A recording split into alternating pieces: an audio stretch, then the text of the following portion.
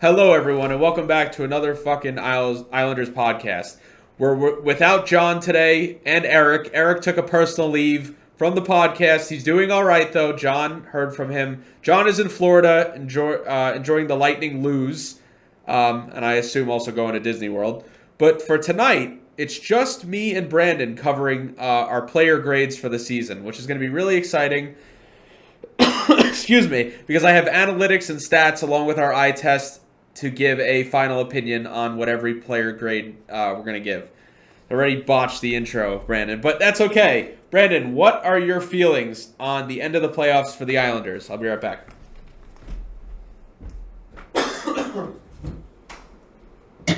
Great comeback in the regular season. Absolute failure in the playoffs. Absolute failure. Carolina is down 4 regulars, one of them being Svechnikov. You give up 6 power play goals. Want to hear about playing about the refs? Still got to kill the penalty against a team who had a 10% success rate during their final stretch to make the playoffs. Inexcusable for the penalty kill to be horrible. We already know the power play team sucks balls. We're already aware of that. It's absolutely shit. It's pointless shit. Massively disappointed. I don't care if Carolina kicked the New Jersey Devils ass 5-1 tonight. I don't care.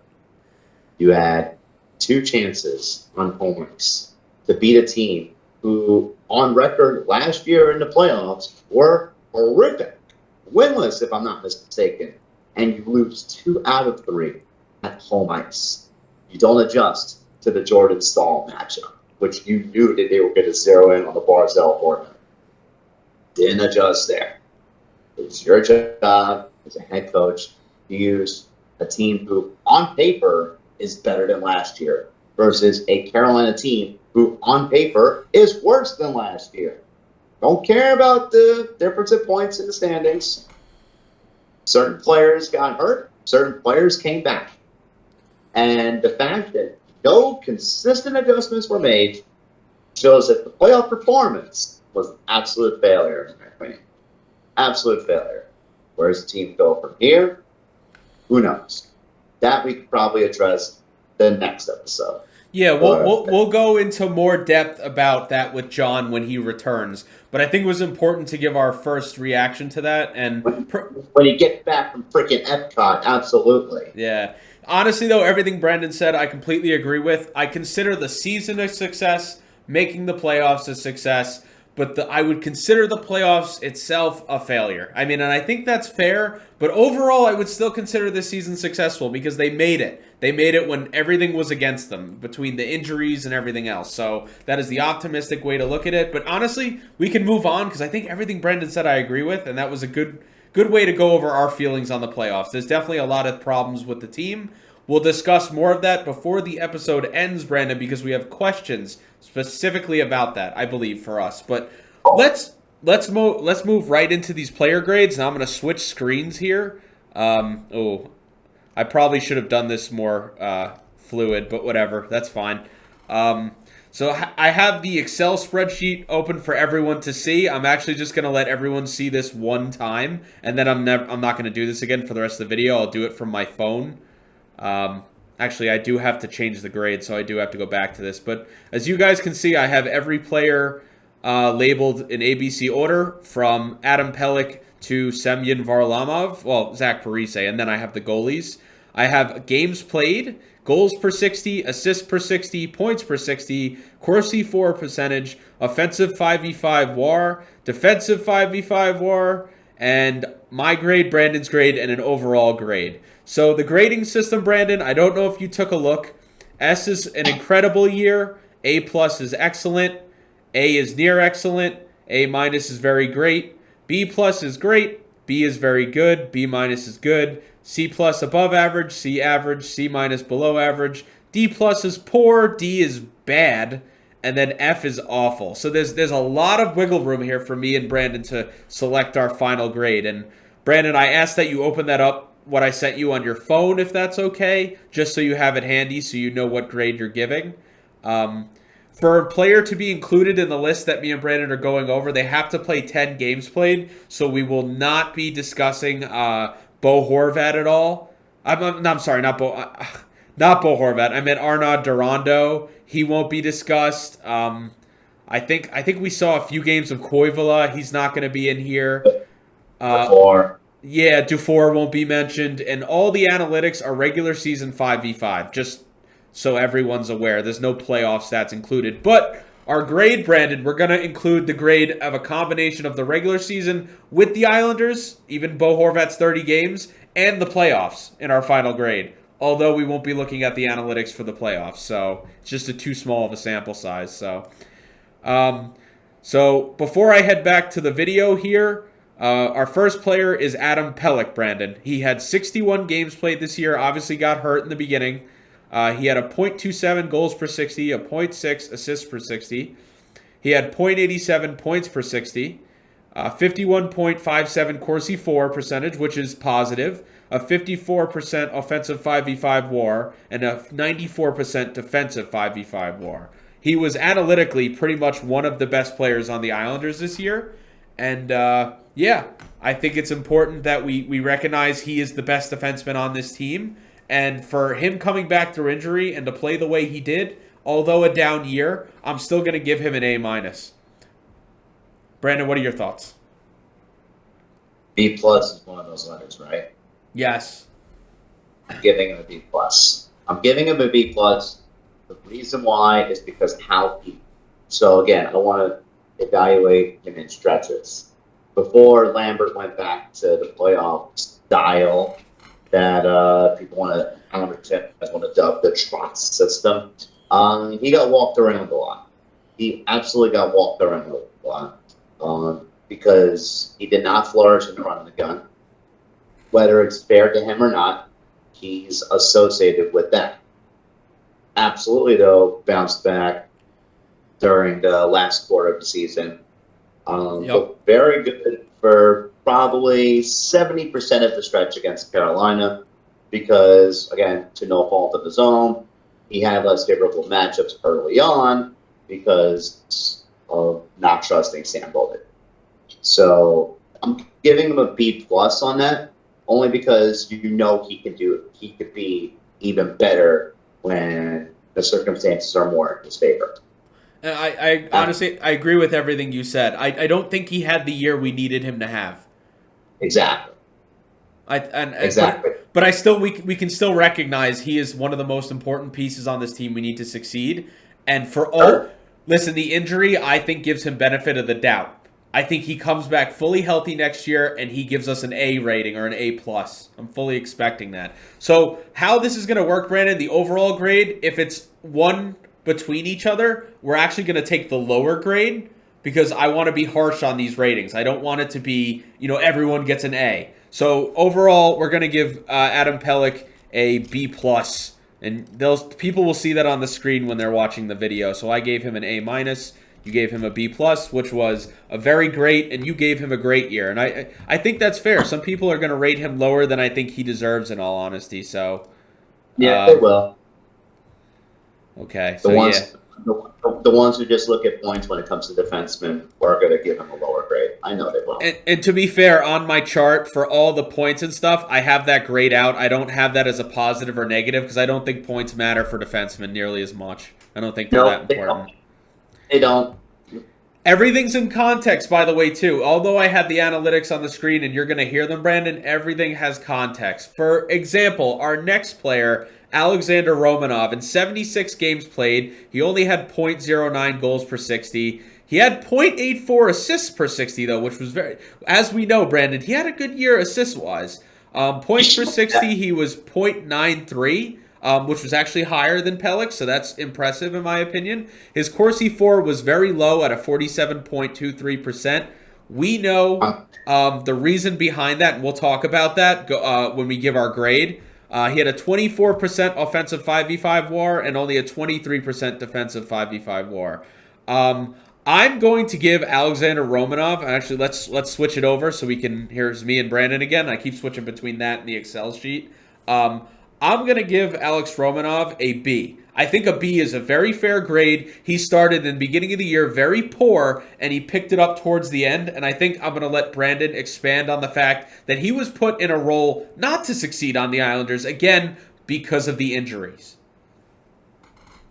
So with Romanov, um, again, very massively inconsistent early on. Yep. And a lot of that had to do with, one, the system not fitting his game early on before it was changed. But just the lack of consistency with defensive pairings. You know, there were times where he would start with Dobson, which obviously did not work. No. It never worked. Everyone was hoping it would work before the regular season began. It just didn't. Even in the preseason, it looked awful. Then they tried it with Mayfield. Mayfield's a stay-at-home guy. Romanov's also sort of a stay-at-home guy. Romanov's a much better skater. So, again, that didn't work out. He really didn't start to flourish until, one, the system changed, and two, he was paired with Pollock. But again, that was during the last quarter of the season and onto the playoff. And again, playing with a freaking torn labrum. I thought he looked good in the playoffs. Allegedly, we don't know if that's definitive yet. If he had torn labrum, he's contemplating surgery. But you know, they're maniacs. They'll have surgery and they'll be back on the ice within like a month or two. But I'm going to give him a B because same grade. Okay. The reason why I'm giving him a B is because though he played better, it was a smaller fraction compared to the inconsistency early on, whether it's his fault or not. No, I think that's fair. I think we feel the same way. And a B, by the way, Brandon, that is a very good. And I think that's a good. I think he was very good this year. You know, he wasn't great, but I thought as his first year as an Islander, you know, kind of coming into this system, you know, I'm excited to see what the future holds for Alexander Romanov. Next on our list, we have Anders Lee. Played 82 games, had a 1.09 goals per 60, which is good. Only had a 0.6 assists per 60, which is quite low, but his points per 60 was a 1.69, and that was in the top half of the team where it should be. He had a 52.56 Corsi 4 percentage, one of the best on the team, a 97% offensive 5v5 WAR, and a 37% defensive 5v5 WAR, which I think matches the eye test. We're going to flip over back to me and Brandon again. Anders Lee's a tough one for me to grade. I was very harsh on him in the very end of the season. I didn't think he was good at all. I thought he was lousy. But he's the type of player who's going to give you goals in bunches, and although he's not worth his contract, he is strong analytically. He's usually strong on the puck. He's able to hold possession in the zone really well when they are able to get it to him. I don't think he's put in a position to succeed right now, playing on that first line, even though it's bumping up his analytics. That being said, I'm still going to give him a B overall for the year, like I said on Twitter. I think if the last 25 games weren't so devastatingly awful, he could have been in an A territory, but I think a B is a high and fair grade for Anders Lee. How do you feel about him this year, Brandon? I think we're probably going to be entering the twilight of Anders Lee's career. Yeah. It's going to sound very harsh. I'm going to give him a C+. Okay. I think that's okay. It's very harsh to give him that. Again, because the dude almost potted 30 goals again. But it's the speed part that hurts his game on that first line. And can't really stick him with the second line because Pierre Engvall, who we'll talk about soon, fit better on that line overall 5v5 than Lee did with Palmieri and Nelson. So there's nowhere else really for Lee to play other than the first line, and he just looked awful. He looked awful. The speed difference between him and Parcell really hurts what the first line is supposed to do. really hurts what the first line is supposed to do. What's so incredible about Barzell, Brennan, though, is he remains a strong analytical player, and I think it has a lot to do with being on Barzell's line. I think Barzell, I see people don't think he elevates players' games, but I think him and Anders Lee, they actually do okay together most of the time. It was just towards the end of the year where it just was not working at all. Nope. But it's the speed part and knowing the fact that the games get tighter and things tend to get more equalized when you're heading towards the finish line. And the fact that Lee went on that massive goal drought during the last quarter of a century of games left. I believe it what? He had like 4 points in like 14 games or something like that. Like, Yeah, not very good. Not good. Yeah. And I can't give him anything else above a C because of a C plus because it's just there's I just have a feeling based off how it looked like he tore down from an offensive and skating standpoint that he just didn't look the same. He did not look the same as he did early on. I feel like he lost a bit of the jump, and again, not really something you want to see long term with it. I hope this was just a one-off with him. Hope it was just that. Problem is he's entering his 30s. I know it's for a guy his 30s, still playing. Obviously, he tore his ACL 2 years ago. So you got to wonder if that's going to cause long-term effects. I mean, it did for Andrew Ladd. We know how that worked out. So what we have for Lee here, I gave him a B, which is very good. You gave him a C+, which is above average. Speaking of average Anders, there you go. He's above average Anders for you, Brandon. That's TJ and Grumpy's thing. But overall, we gave him a B-, which is good.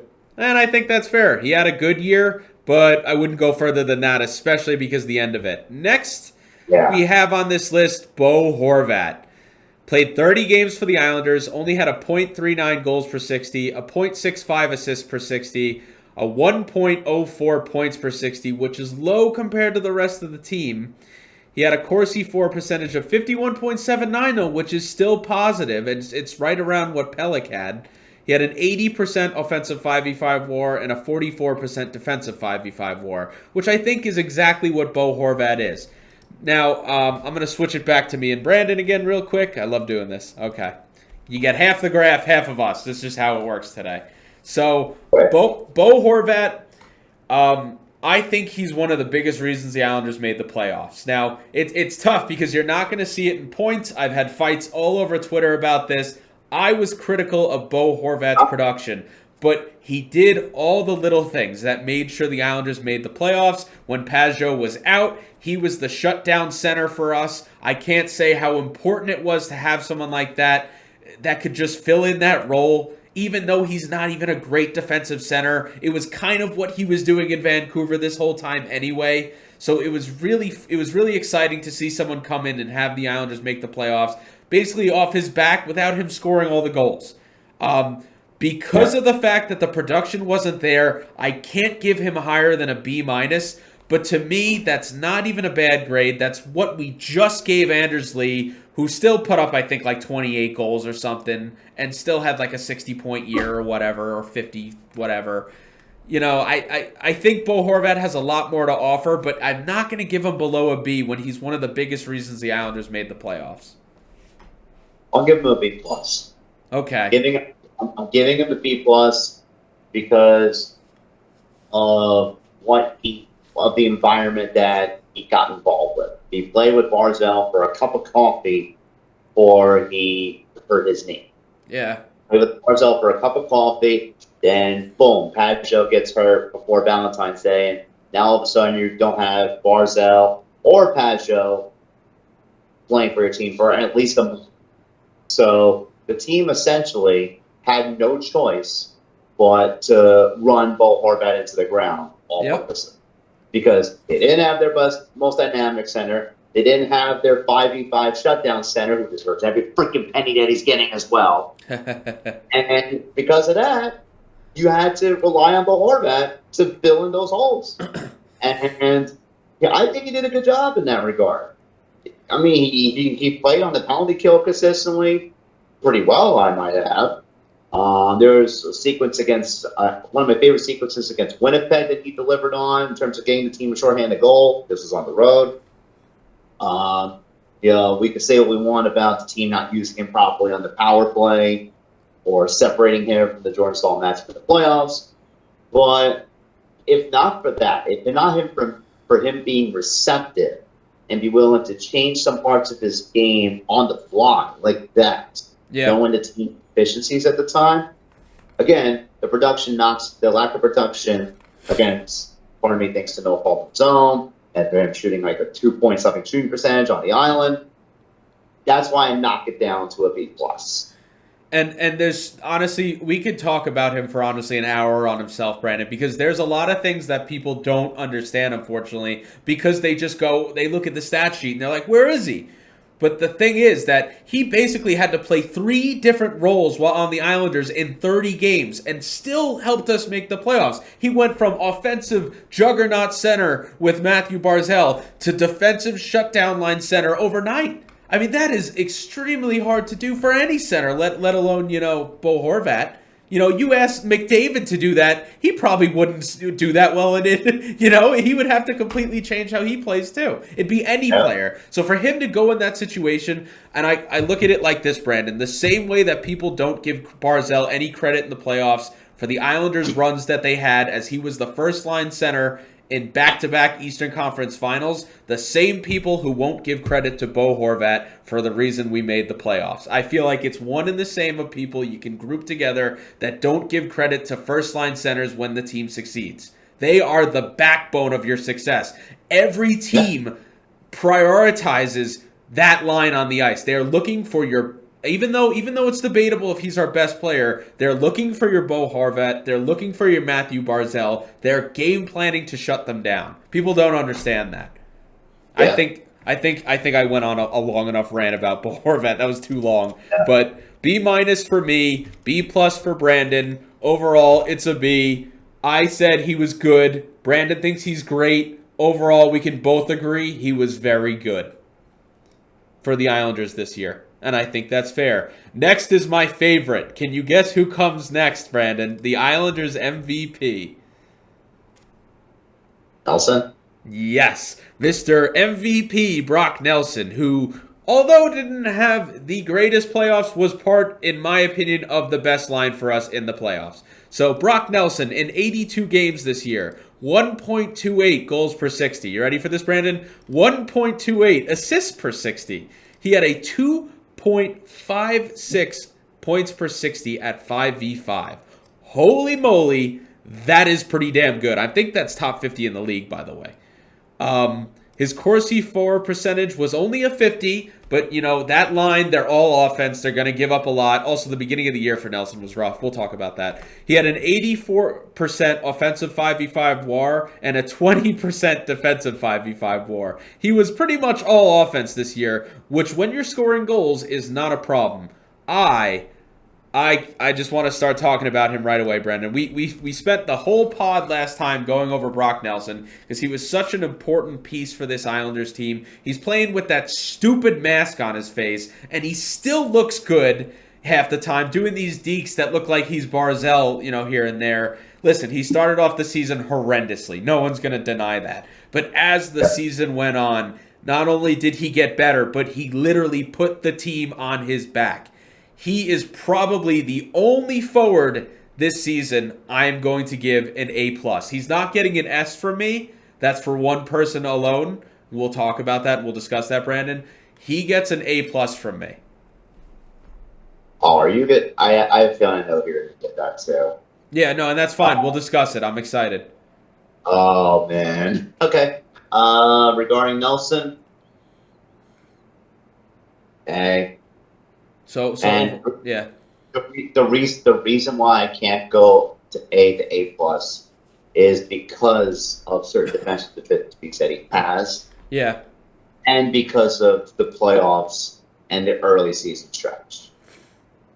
Okay. I have to when I put you in like an A plus or S tier category, I look for consistency for at least 90% of your year. 90%. I mean, Brandon, the Now, only thing that keeps me from giving him the S is the fact that we saw these deficiencies in his defensive game. That's really it. yeah. Otherwise, But he also went through stretches, though, where you would go cold as a cucumber. yeah. No, We I did know. that, especially when they went on that West Coast Canada trip. Yeah. Like a ghost, essentially. Again, he picked it up later on, but again, it's the stretches part that blowers are just slightly for. But I always say it's how you finish the race, not how you start it, and that's why I really, sure, I'm looking at though more of an overall framework though. That's fine. That's why we differ by a little bit in our grade. Yeah. So for now, I'm gonna give him an A. Okay, I'm gonna go update that. I want to see though. Again, I'm jump to conclusions here. I'm going too far ahead. I want to see though how he would look with hopefully a more competent power play. That's what I want to see. I think if the Islanders make the moves we want them to do next year, Brandon, and we'll discuss that potentially in a different podcast unless we have time, I think Nelson could be a 40-goal scorer. I think there is a chance that he could hit that. So that would be our S-tier season for him if he does that, for sure. But so overall, I gave him an A+, which is excellent. You gave him an A, which is near excellent. And overall, we feel that he was near excellent this year. So far, the highest grade we've given out. Next is Cal Clutterbuck. 49 games, not surprising. 0.6 goals per 60, 0.6 assists per 60. Not horrible. 1.2 points per 60. Not in the top half of the team, but not awful for the games he did play. He had a 47.8 Corsi 4, though, which is horrendous. I mean, that was only slightly higher than Romanov, who got put in top pairing situations this year. I don't have any WAR analytics for him, which is fine. I'm going to give Cal Clutterbuck's year, honestly, just a C-, which is below average.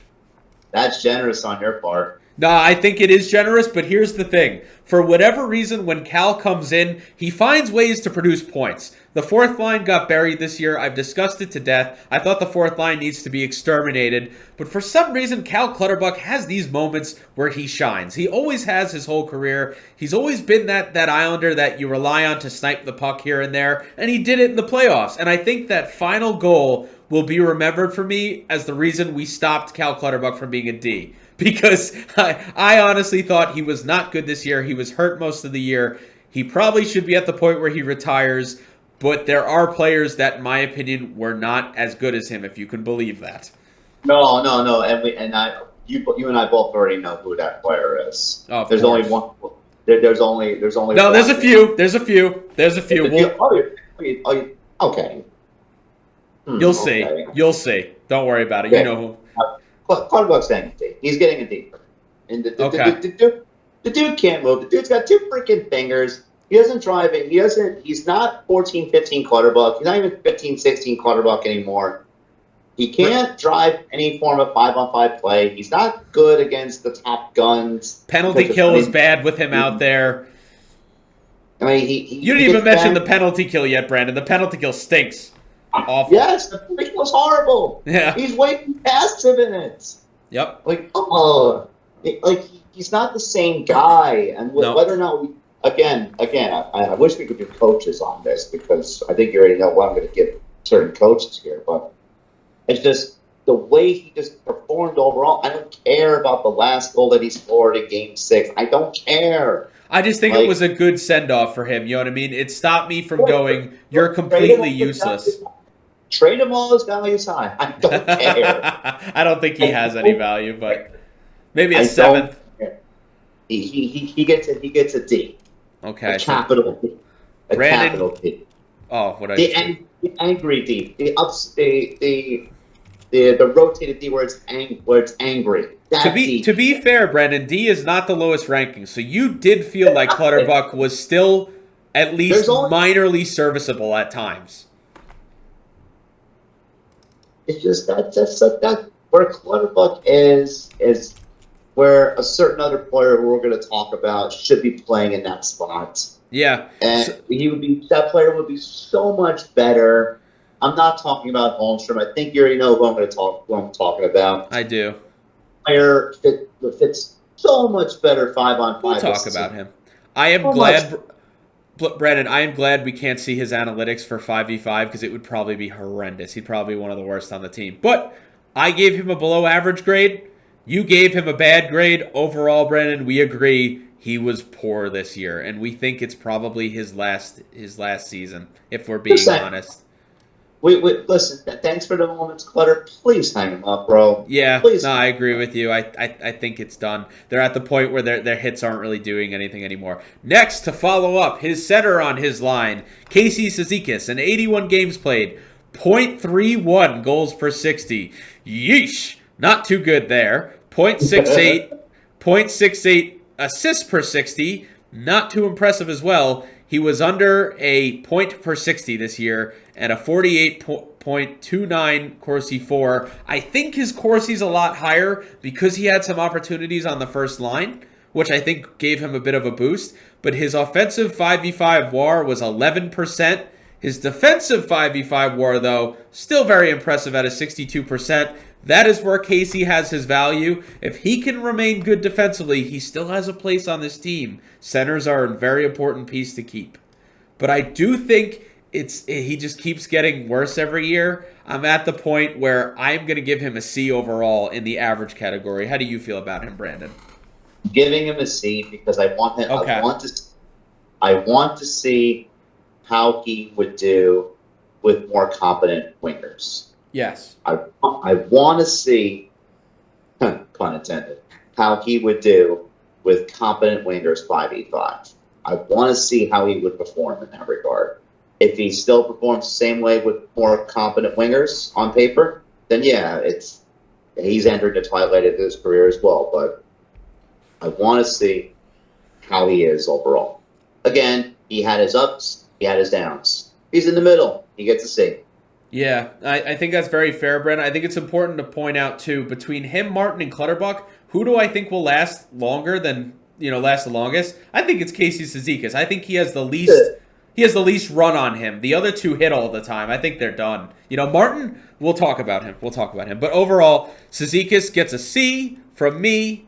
He gets a C from you. And we both agree at the end of the day, he is an average player at this point in his career. Still useful, though, and we would like to see what happens next year with him. Next is Hudson Fasching, which I thought was just a phenomenal player. We'll talk about him after I go through the stats. 49 games for the Islanders. He averaged a goal per 60. 0.8 assists per 60. He had 1.8 points per 60 with his time on the Islanders. A 51.3 Corsi 4 percentage. We don't have the 5v5 WAR analytic for him, but honestly, I'm going to give him an A- year overall. I thought he was one of the best Islanders this year. I think that is a very fair grade for Hudson Fasching. He really was a guy who I had no idea about, had no idea who he was. Most people didn't. Came out of nowhere, blew my pants off after just a few games. He has the weirdest deking and skating technique I've ever seen in my life, but it works. I'm so excited for Pavel Fashuk going forward. He gets an A for me. Beautiful. I love these grades. His tenacity, forechecking, his overall 5v5 game, his overall, he gives you those Swiss Army knife vibes. He's basically with the less he's the Zach Parise of now with a slightly lesser scoring touch, but he doesn't quit on his flex, and he's the guy who should be replacing Clutterbuck in that role. Yeah, we both agree. That's the guy who thrives best with Casey Cizikas, and vice versa. That would be such a great idea. Just have him be part of the reincarnation of a 14-15 fourth line, because he would fit so well in that regard. Overall, he grabbed the bull by the horns. He ran with it. He didn't quit. Obviously, by default, his grade isn't an S because he's not putting 20 to 40 goals, obviously, for a forward. Yeah. So, So obviously, and he's not a center like It's Horvat. it's still in context though. That's why I think our Yeah, grade is yeah, so high. In his situation, how did he perform? I yeah, think an A yeah. is very good fair. In his role, he gets an absolute, He absolute. scored a goal per 60, Brandon, as a third line player. Yeah. That is, you can't ask for more than that. You literally Nope. cannot ask for more than that. Nope. Excellent. So I gave him an A minus, which was somehow harsher than Brandon giving him an A. I thought he was very great. You thought he was near excellent. Overall, we can both agree he was very great. He is so far the second highest rated Islander this season that we have done. Next, we're moving right along, Brandon, because we got a lot to go and a long show to do, clearly. Jean-Gabriel Pageau, 70 games played. Definitely an off year. He only had .21 goals per 60. We know his role has a lot to do with that, though. But a very impressive 1.32 assists per 60, which is one of the highest on the team. He had a 1.53 points per 60. All things considered, that's still very impressive. His Corsi this year at 5v5 was 46.3%. Probably one of the lowest in his whole career, honestly. But Yeah. his analytics, out of this world, Brandon. I mean, his WAR, he had an 88% offensive 5v5 WAR. He had a 76% defensive 5v5 WAR. Combined, that is one of the best combination rankings for both on the team. I think he ran into some finishing luck issues this year. Overall, I'm just gonna say it's a B minus year for Pageau, despite having those great analytics. I thought he did a decent job in his shutdown role. I didn't think he was anything too special in the playoffs. I understand they might have to move someone like him if they want to bring in a superstar forward and defenseman. But I understand why people think it would be a mistake because his role is so vital on this team to succeed. But despite the great analytics, I need to see a little bit more out of Pageau. I hope his finishing luck improves next year and we see a 20-goal season out of him easily. So, Okay. As far as moving him goes, that's not happening. So, damn, not a factor. They're not moving him. They're going to move. They should be moving other players off this team, making the same cap as him, which we'll talk about very soon. It would be tough regardless because he has a modified no trade clause, I think. But just saying, yeah. Okay, so what? Half the league would probably take it. But anyway. Yeah, but I'm just saying. Can't trade to whoever. You want to go back to the 1920 season where you were fishing for a center like him in the first place? Yeah. And then you move a play and then you're looking for that guy all over again? No! Keep the freaking guy. The guy absolutely gets a freaking A for me. Absolutely. Okay. Given the endless carousel of wingers that he had to deal with, knowing the fact that he was deployed on the power play for faceoffs, deployed on the penalty kill for his shutdown role, deployed 5-on-5 against a top-line, top-pair of guns 5v5. Despite that rotating carousel, he held his own, and the analytics back it up as well. Again, 40 points in 70 games? Bro, that's nearly a 45-point pace. Considering the fact you're on a 3C roll, putting up those numbers, again, not every 3C is Dawson Mercer. Not every 3C is like, but nice to have him. But not every 3C is like that. He did his role. He, especially 5v5 against the Sebastian Aho line. Yes, they didn't have Svechnikov, but he did his job. He doesn't need to put up all the flash numbers. That's Nelson's job. That's, to an extent, Horvat and Barzell's job. It's not Pageau's job to do that. He fulfilled his role fine. He's worth every freaking penny of that contract, and he's worth every single asset the Islanders gave up in trade to get him.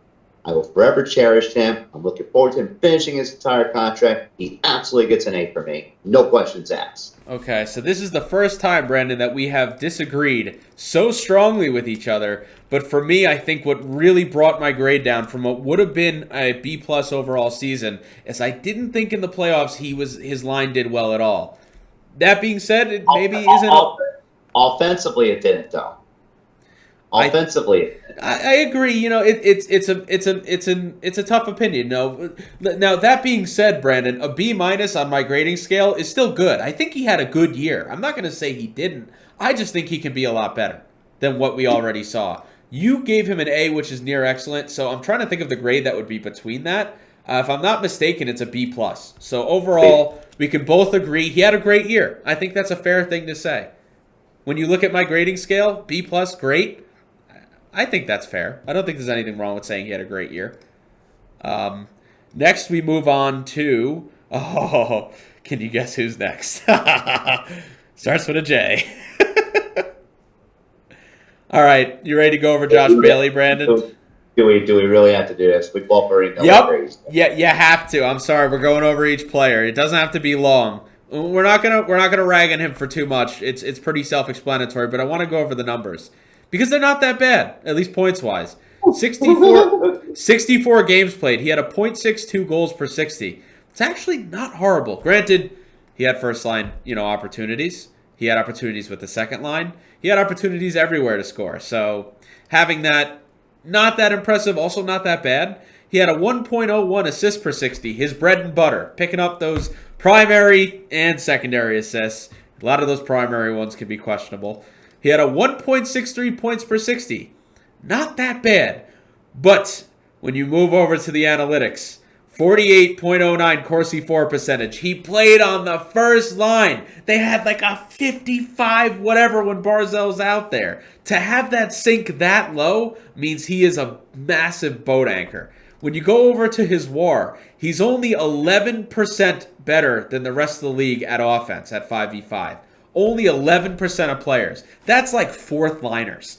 He's 62% though. Oh, no, I'm sorry. That's Casey Cizikas. He had a 13. He's only 13% better. That's still really bad. That's literally fourth liner territory.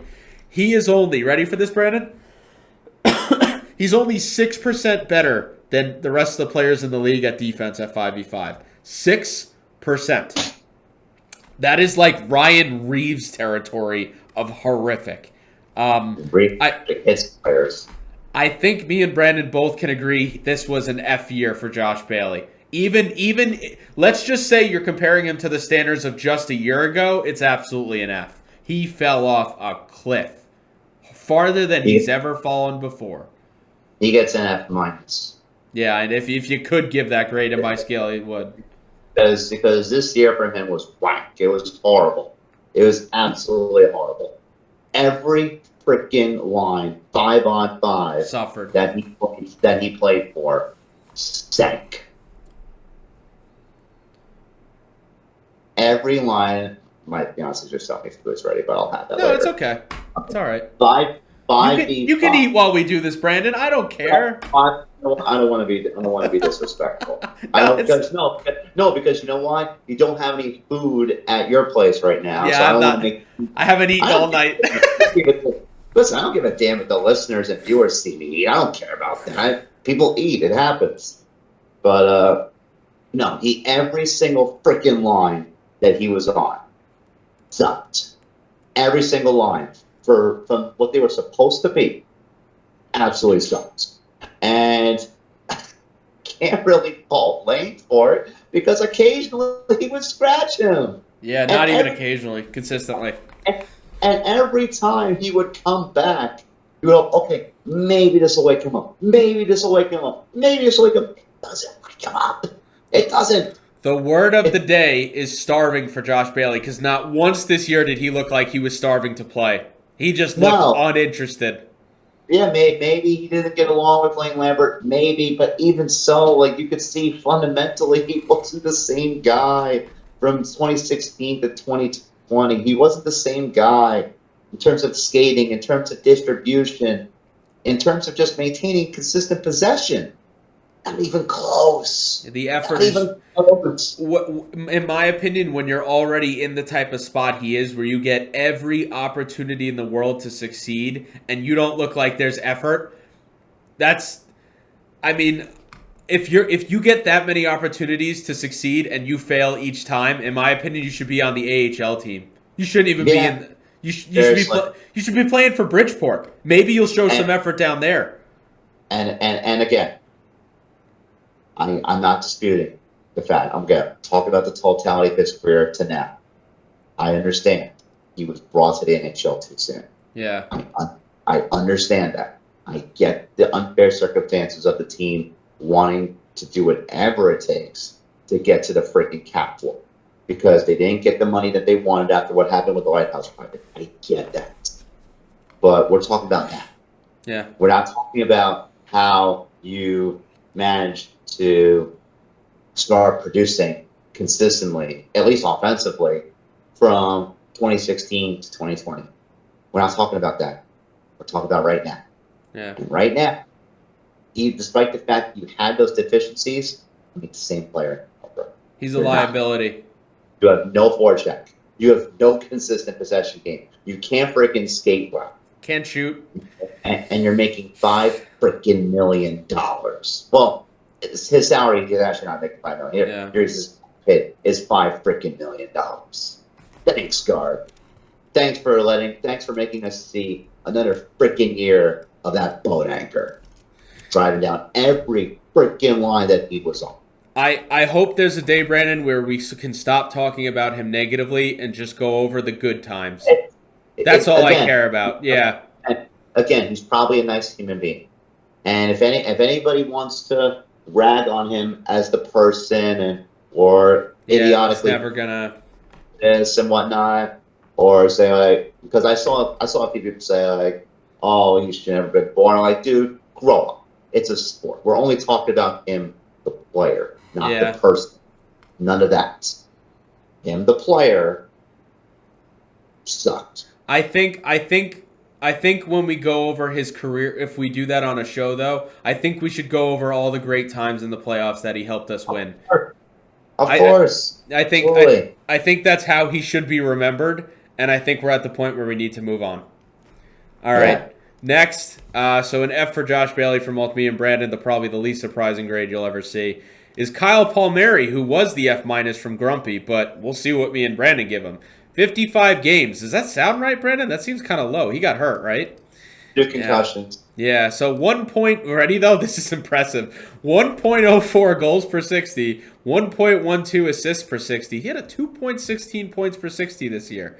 That is incredibly impressive. He clearly had a pretty damn good year. 50.52 Corsi 4. We already know how the Nelson line works. It's all offense, little defense.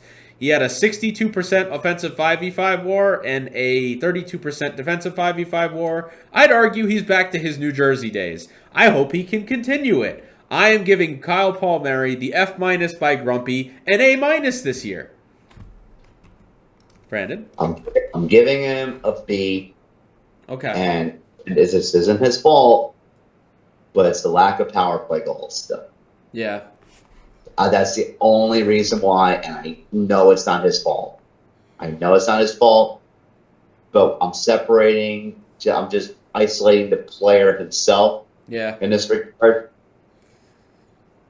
Again, please, whoever becomes the power play coach next year, put him in the freaking Ovi spot. This is your last chance to do it. Yeah, he's getting older. Yeah, he could still maintain his 5-on-5 production. I still feel. Okay. But all power play goals when he played for the Devils, and the dude can rip it too.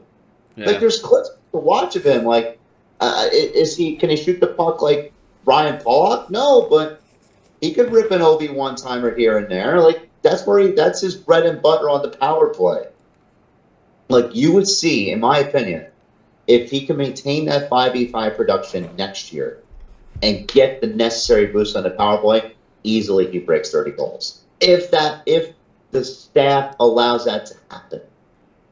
But for now, he gets a B. I think it's important, Brandon, that we finish with this about Kyle Palmieri. He still had a very good year, and I would argue he was one of the better players for the Islanders if you go overall. I think that second line you can't say enough good things about because they once again, like in other years, were the catalyst for the Islanders' success. I think that's a great way to put it. So you gave him a B. We're not too far off on this grade. I gave him an A-, which is a very great year, and you gave him a B, which is a very good year. So overall, we can both agree he had a very good year. I think that's fair enough. Moving right along here, because we got a lot of players to go still. Matthew Barzal, my probably favorite player on the team. Not really much of a secret. Matthew Barzal, in 58 games, he had a .66 goals per 60. We all know he started off the season not scoring. He had a 1.54 assists per 60. That is bonkers. He had a 2.2 points per 60. A 54.61 Corsi 4 percentage. The puck was literally in the opponent's zone probably most of the games he was in. 78% offensive 5v5 WAR. And in my opinion, the most impressive stat or analytic about his year, he was a 49% defensive 5v5 WAR. He was better than 49% of the players in the league defensively. One of, most notably, his most largest issues throughout his career is just his defensive game. He was arguably just good defensively this year. Nothing special, but not bad or not problematic for the team. He didn't have to be, too. They put him in the situations to succeed, and the team did well because of it when they did. Like I said, 2.2 points per 60. That's what Crosby's been doing the last 3 years, Brandon. Clearly that's good. That's great. That's phenomenal. Absolutely. All right, just waiting for Brandon to come back here. Probably. Wait, you don't hear? Now I do. Oh, I said no. No, it's working for him. Yeah. I got my food, but I'm not going to obviously eat on camera. No, it's okay. You can do whatever you want, Brandon. This is our podcast. We make the rules tonight. No John to tell us what to do. The food looks so good. John beats us off camera. You guys just don't see it. So I'm what grade are you giving it? I'm gonna give him an A. I think A+ and S is a little too high because he had the goal drought in the beginning of the year. That being said, he came back and basically took over. And then in the playoffs, at not 100%, he scored 2 massive goals to keep the Islanders in the series. And for all things considered and his lack of conditioning and the injury, this was one of his best years as an Islander. And that's what breaks my heart is that, like, the unlucky shooting percentage in the beginning, the injury that happened later on. This was one of Barzal's best years, and unfortunately it got taken away from us a little bit with the injury.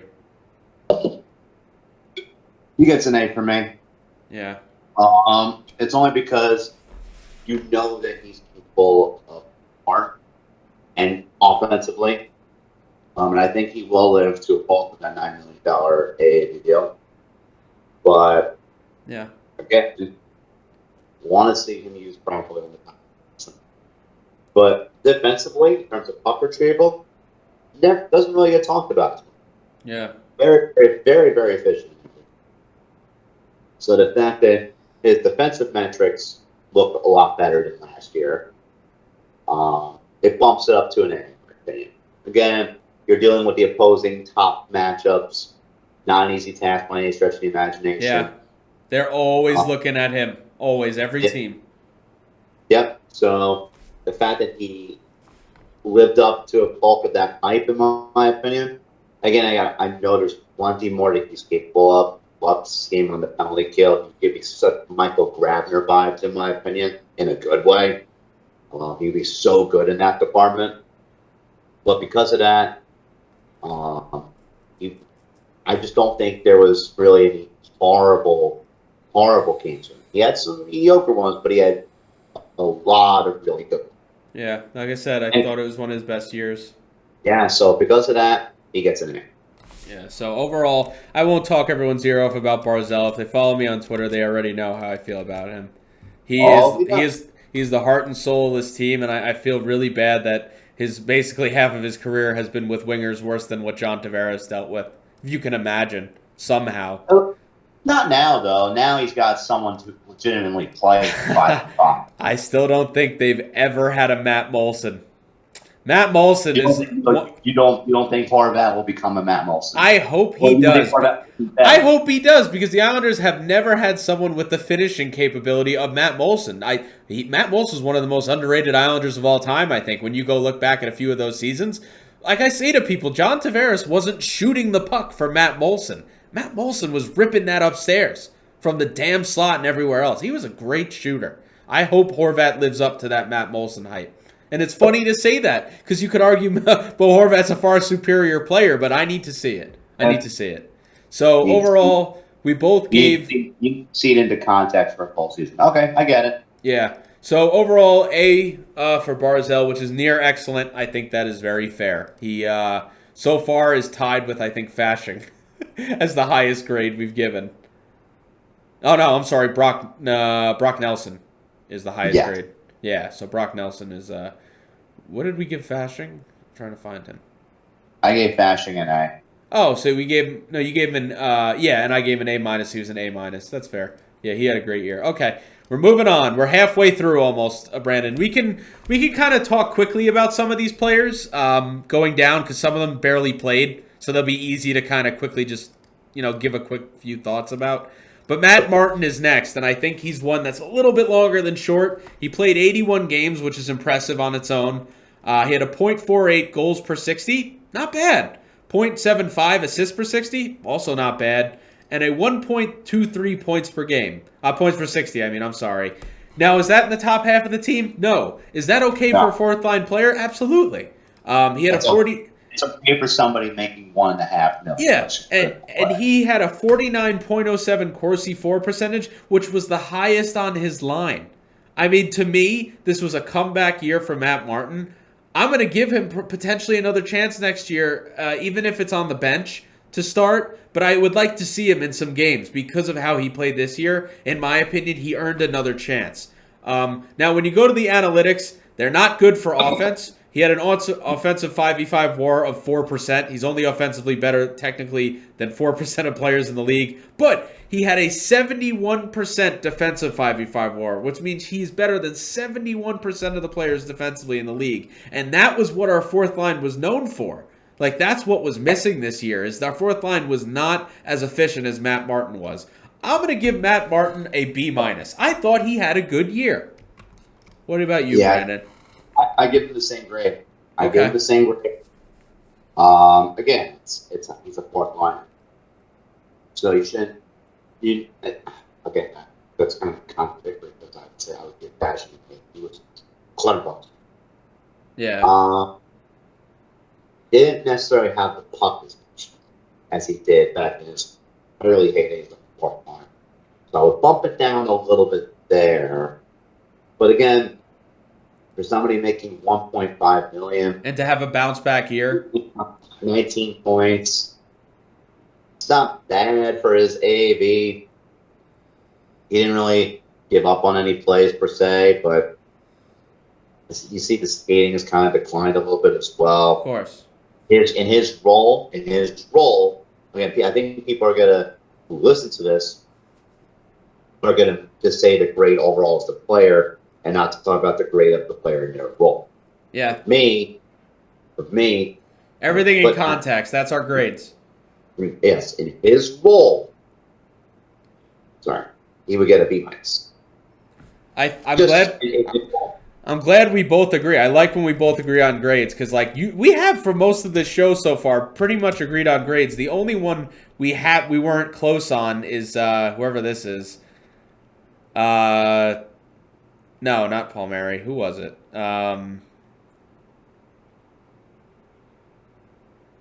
Who did we not agree on, Brendan? I'm trying to remember now. I'm going through. What? It wasn't Fashing. I don't think Clutterbuck. Was it Clutterbuck that we necessarily disagreed on? No. Who was it? I'm looking right here and I'm stupid. My brain is just mush. Lee?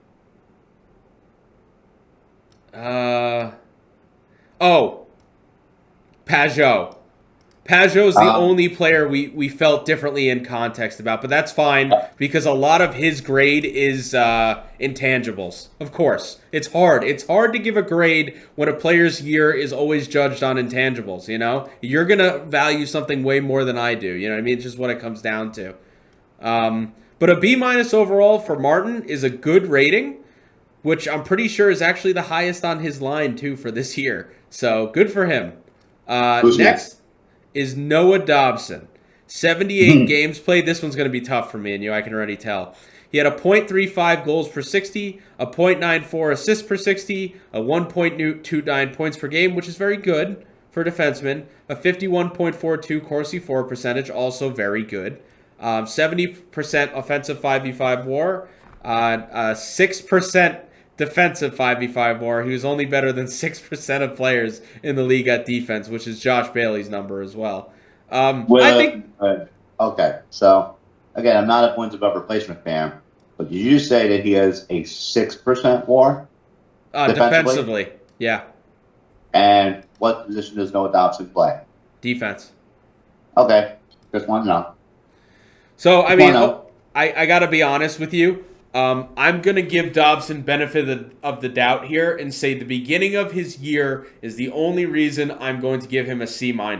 I think the beginning of his year shows you promise, shows you what could be, shows you if it was more consistent, we have on our hands a top 4 defenseman, but his defense was so bad overall for the whole year that it's going to be hard for me to say he had a good year. I don't think he did. I think C- is a very fair grade.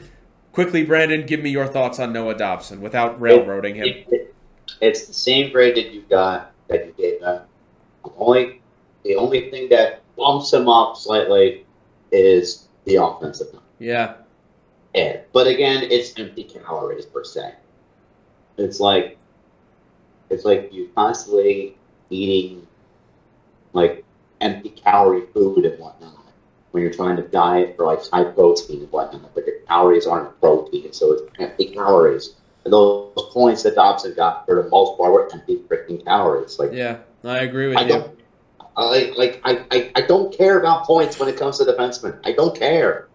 I'd rather him get 30 points per year and play competent 5v5 defense and play that in the top 4 role. Dobson, that 6% wins per replacement that you gave for defense, that's him in the bottom pair. Yeah. The second pair, he definitely ain't doing that in the top pair. Mayfield's the one playing most of those tough minutes. Yes, Mayfield and Pollock. The fact that it wasn't regression, it was lack of progression from Dobson 5v5 defensively. Makes the bridge deal actually look better than that long-term contract fans and analysts saying that he should have gotten when he shouldn't have gotten. Yeah, I went back and it was not just TJ, by the way. There were a bunch of these analytics guys, and to their credit, they're not watching the Islanders like we do. We watch the Islanders every single game. There were many people on The Athletic who said Dobson should have had a long-term contract. Do you watch him play? Yeah. Do you actually watch him play? Again, this is coming from somebody who wanted Dobson to get that defensive role over Johnny Boychuk in 1920. I was dubbed, quote-unquote, jokingly, the president of the Noah Dobson fans because I liked his game when he played in the juniors. Again, doesn't always translate to the NHL. Defensively, it sure as hell isn't right now. And you can make a case that his development kind of took a hit because he wasn't eligible to go to Bridgeport in 1920. And that probably could have helped out his defensive development a little bit more. I'm not saying he should be going to Bridgeport now. It's kind of too late. Kind of roll with the punches at this point. But fact that there was no progression, no willingness to forge that. Yeah, so he had a down year. Yeah, his skating is above average. Or sometimes average. It's not good or great. He's a slower Nick Leddy, essentially. Brings offense, but doesn't skate as well as Nick Leddy, but doesn't play any defense. So overall, me and Brandon are giving him a C-, though, which is below average, and I would say that is a fair grade. He had a down year. He shoots the puck a lot. Wait, say it again, sorry? That's generous. Yeah. I think me and Brandon are being generous here because we do see the potential in him being a decent third or fourth defenseman. But that's his ceiling. I mean, and he still has to get there. He's not there yet. If he works on his defense, Brandon, he could be good. He really could be, but that's just what it comes down to. He's got to be smarter. We're going to move right along here because this is a long show, Brandon, and I hope you're on board for another 10. But these will be okay. These will be quick. Almost on my pasta, so I'm good. We're playing We're playing. We're doing Parker Wotherspoon next. He only played 12 games. I don't think we have to go over his analytics. They're a very small number. I was impressed with him, though. I'm going to give him a B. I think he was very good put in the role that he showed. and I'm excited to see what they do with him in the future. He could be a bottom pairing defenseman for us, potentially. He gets a C from me. Okay. You say C for me. Looked confident early on. As he played more games, he showed signs of mortality. That's it. Okay, yeah. That's what happened. I don't think we have to even say more than that because we don't know. Like, it wasn't enough for us to really be able to give a great judgment on. So a B and a C, I thought he was very good. You thought he was average. We're going to make him a C plus then. He was above average. I think that's fair. I think saying he was above average in the role he was given for 12 games is fair. Next, we're going to move on to Pierre Engvall, which, we could probably talk a lot about here. In his 18 games, 1.22 goals per 60, 0.73 assists per 60. He had a 1.95 points per 60 in his second line role, which solidified the second line. He had a Corsi for percentage of 56.92%, highest on the team, by the way, in his games. He had an 88% offensive 5v5 WAR, a 75% defensive 5v5 WAR. Pierre Engvall... Terrible trade, by the way. Absolutely terrible trade, right? Yeah, probably one of Lou's best trades. We got Pierre Engvall for a third-round pick, who without a doubt made our second line one of the most dangerous in the league. Pierre Engvall, like how Brandon describes a Swiss Army knife, that's what I think of Pierre Engvall. He can play center. He can play wing. He's really strong defensively, even though he doesn't hit and he's not physical. He works his ass off getting the puck back. He can shoot the puck. He can carry the puck. He can transition. He can pass. I mean, there is really only one weakness to his game, and you could argue it's his physicality, which keeps him useful longer, which keeps his health higher. I'm so excited if they bring back Pierre Engvall because he, in my opinion, was a second-line player stuck on an elite offensive team in Toronto, wasn't getting as much opportunity as he probably could have gotten on any other team. Now you see him in a second-line role, and he fits. He's a very good second-line winger, and I'm excited to have that speed on our team. I cannot say anything better about him. He gets an A from me. He is an A player. For us, at least. Yeah. Ditto on what you said. Let's go on to the next one. Okay, so it's an A. Nothing really else I need to add. No, I spoke for too long, but you knew I was going to. He's my boy. It's a 2024 third rounder that you gave up for an engine on that second line. Even if he walks, it's still a good trade because you'll know what third rounders will pan out to be anyway. Oh, so. That was Wotherspoon. Oops, what did we give Wotherspoon again? I think it was a B and a C. Yep, it was B and a C. All right, who we got? I skipped Wallstrom. That's why. My bad. We'll do him real quick because it's going to be simple. Engvall was what again? I gave him an A. You gave him an A. He's an A, which means he had a near excellent year. Next is Oliver Wallstrom. I skipped him on accident. In his 35 games, he had 2.2 points per game. Points per 60. That's obviously fantastic. He had a positive Corsi for percentage. Unfortunately, I do not have his WAR stats on hand. Brandon. Also, shout out quickly to Iris and Maeve on Twitter, at Iris and Maeve. She's the one that provided me with these analytics. Thank you so much. I'm sorry I only mentioned that an hour in, but me and Brandon were flying. So, sorry about the shout out being over an hour in, but it's in there. For Wallstrom, it's going to be really hard for me to grade him, honestly, Brandon. I mean, maybe you can go first. I don't know. I'll give him a B minus. He struggled in a role that isn't for him. I don't think he should be on the first line. I think he should be in the mid six. But you can try him. Now that you have Horvat, you can try him. Yeah, you could, but I still want to see, again, fast forwarding her. I want to see a third line of Holmstrom, Pajot, and Wallstrom. I think that would be perfect for him. Yeah, that'd be interesting. It would give Wallstrom a reduced role. Obviously, him coming out from ACL surgery would help in that role as well. So, yeah. So overall, his role, I would give him a B minus in his role. Yeah, and that's good. Me and Brandon are giving him a good ranking. I'm giving him a B minus as well. We didn't see that much of him, so he's a hard one to grade. Speaking of not seeing much of him, Robin Salo is next. I don't really have to go over the stats with him. There wasn't enough there really to see. Honestly, I don't even know if I could fairly grade him because we didn't see much of him, and his analytics were where his Corsi was the worst on the team or second worst on the team. but he also really didn't play much, and he produced goals when he did. I'm just going to give him a C because we don't know. Yeah. Against the Ducks. Against a team who's trying to get Connor Bedard. He gets a D- from me. Okay. I guess because of what ended up happening, yeah. Yeah, he gets a D-. Well, there's only D, but that's fine. We'll give him a D. There was promise for him to be a bottom pair defenseman with Mayfield, and another defenseman who we'll probably talk about soon really solidified his role in that regard. But Robin Salo, you get a D-, bro. You get an absolute D-.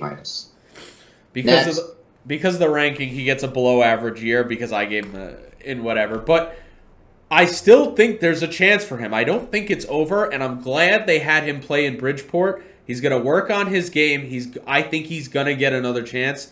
People are going to be like, oh, I forgot about him. And then he's going to come in and score some goals. And you'd be like, oh, thank God we still have him. So we'll see. We'll see. There's a chance. Not counting anyone out on this team. Not yet, at least. Except for the ones we give Fs to. Next is Ross Johnston. I don't want to talk about him. We can both agree that's a complete F. He was arguably... Listen, we can just say this. He was analytically far superiorly the worst player on this team. And that's why he didn't see the ice. Lane was right.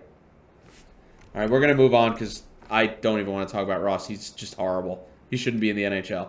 Next is Ryan Pulak. 82 games. He had a .88 points per 60, 47.42 Corsi 4 percentage at 5v5. Obviously, that number is like that because we did not have Pelech for a while, and he was getting some tough matchups with guys he wasn't used to. He had a 40% offensive WAR and a 19% defensive WAR. If you just looked at analytics, you would say he had a horrendous year. I'm actually going to give him a B, though. And I know that's kind of low, but the B is because in the playoffs, he looked like an animal. He was probably our best player in the playoffs. He worked his butt off. He looked like a brand new Pulak. I think with the right opportunity and the right situations, he is still going to be one of our best defensemen. Yep, same exact thing. Give him a B. Okay. Brandon's flying. Same exact reason. Yeah. I don't even think we have to go more into it. I don't think the analytics tell the whole story, as I said already. Next is Sam Bolduc. We only have a few more, Brandon, we have to talk that much about. Sam Bolduc, I'm just going to give him a C. I don't want to be too harsh on him, which you might be harsher. He wasn't ready. They rushed him up. He looked okay in a few regular season games, looked horrible in anything towards the end, but I'll give him a C. I thought he was okay. I'll give him a D. Okay. The skating is not there. No. It's not there at all. And there could be a possibility that he gets moved this offseason because of that.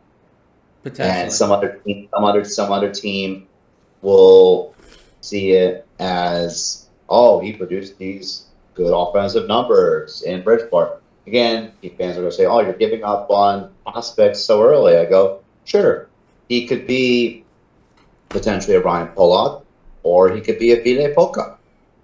We don't know what the guy who got packaged in for Nick Leddy. No, yeah, but that guy. So we don't know what Bolduc is capable of, but his skating does not translate.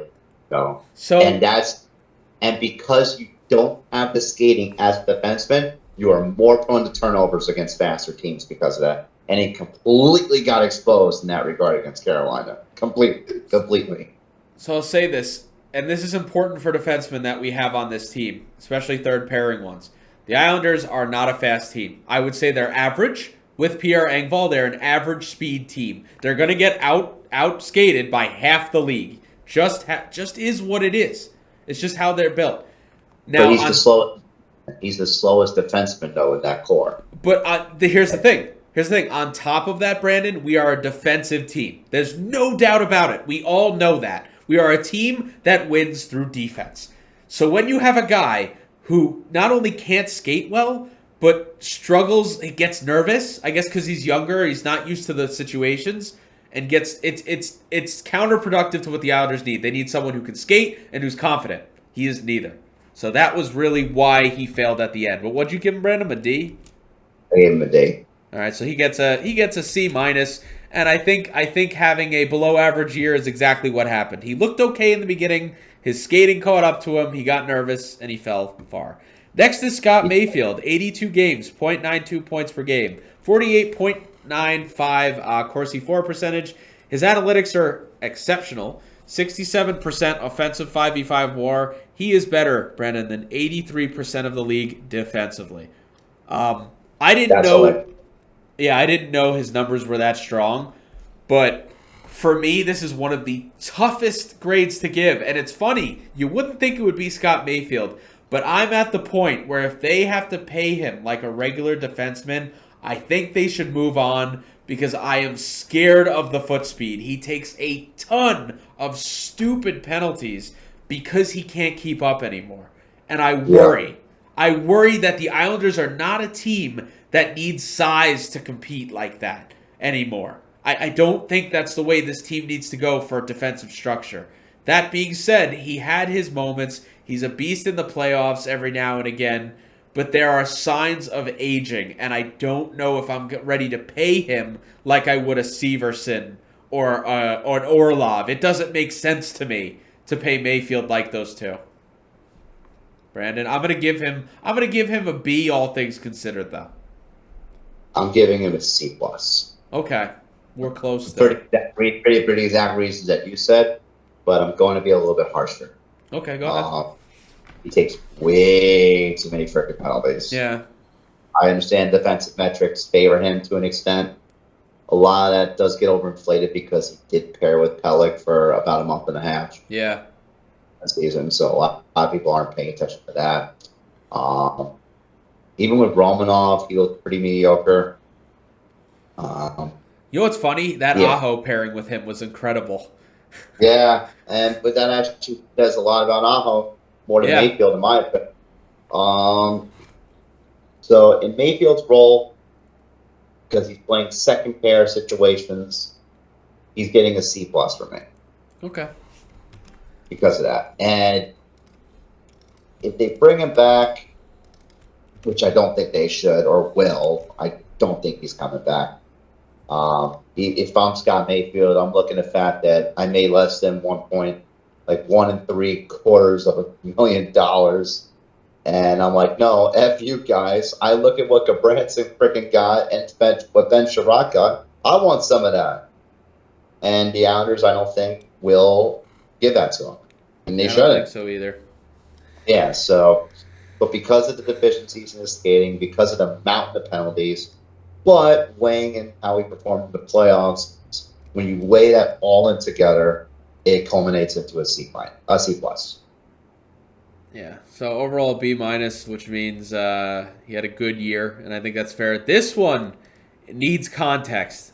It's Sebastian Aho is next, Brandon. He had a .85 points per game.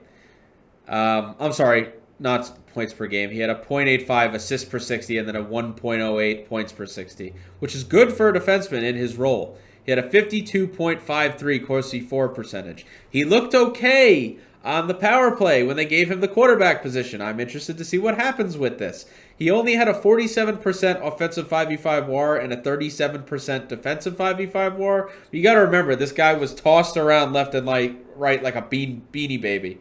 Fucking just one pairing, he'd be with freaking Pulak or something, and then he'd be with Mayfield, and then it was ridiculous. I felt like Aho played with everybody at one point or another. But here's the thing. He's a bottom pairing defenseman that skates really well, got very confident this year, looked like he belongs, looked like he's a must-keep. I'm giving him an A-. I thought Sebastian Aho in a third pairing role, and at the end of the year, really looked okay on the power play quarterbacking. I think he has potential. I like what I saw this year. This was his best year as an Islander easily. I'm excited to see what happens with Aho. I thought, considering his role with context, I give him an A-. I probably would give him a B. Okay. Only because there's still teensy bit of defensive deficiencies within his 5v5 game. But again, he's essentially a Thomas Hickey replacement. Yeah. But a better skater than Thomas Hickey was, and a little taller than how Thomas Hickey was. So he won't necessarily get out muscle, but he'll just fall on his ass occasionally. Knowing that though, he was I thought he was solid as a bottom pair guy, as whether he was paired with Dobson or Mayfield in the bottom pair. I thought he was fine. He gets a You B know, plus from us, which is he was great. quiet. He was quiet, but in a good way for the most part. Yeah. But when he does, and you're like, oh my god, what's this guy doing? So as a result, not great, but not bad. So just a B. That's it. All right, so we have 4 to go, Brandon. I really appreciate you sticking through this. And for anyone that listens to it, thanks, guys, for listening to our opinions. Listen, I'm already 8. I'm good. We're going to run through the questions real quick at the end for another, 10 minutes, if that's okay with you. Are you cool with that? Yeah, I don't These care. final 4, Absolutely. Brandon, are going to be tough. They're going to be tough. I'm not going to lie to you. First is Simon Holmstrom. Me and you, I think, are going to think very differently about this. He had a 1.01 points per 60. Not bad. Not bad, all things considered there. His Corsi 4 was a 48.49. I don't have the WAR analytics on him. I thought Simon Holmstrom was a C+. I don't see much more than that from him. But I do have some hope with his defensive play that he could actually become at least a bottom 6 winger. That's my hope. Yeah, I put him like in a C category. Okay, no, And we're close. All right. a lot of that has to do, obviously, with him not getting a good amount of points, and a lot of that falls on him because of where he was drafted. But when he was used properly, I don't believe, if I'm not mistaken, dude had the highest. Had the least XGA for 60 minutes 5-on-5 for the Islanders team for their forward group with a minimum of 10 games played. Yeah. Defensively, he's great. And that's what I'm saying. Dude would fit so well long term with Ajo. It's not even funny. Their styles would just blend so well together. They would essentially be the equivalent of what the Jordan Stahl line did to the perfection line last playoffs. That would be the equivalent. I think it's a bit of a reach from you, Brandon, but if they can even be... No. I'm saying the defensive role, their job, because of what Holmstrom does, keeping the puck going in the right direction so other players can facilitate more scoring chances. That's his job. Again, you would hope a defenseman would be doing that instead of a forward for the most part. That's why his break goes down just a teensy bit. So you gave him a C, though? I gave him a C because of the lack of offensive numbers. Yeah, we need to see. I wonder what we were both really harsh. I thought you were going to be a little bit nicer on him, but overall, then he just gets a C grade because I only gave him a C+. He had an average year, and I think that's fair. Now, that's not to say average is bad, right? Average is what it is. He didn't blow me away. But the defensive impact he had shows there is promise. There might be a next step for Simon Holmstrom. He hasn't taken it yet. But if he's given the opportunity, we might see a bottom 6 winger, like I said. I think that's his ceiling.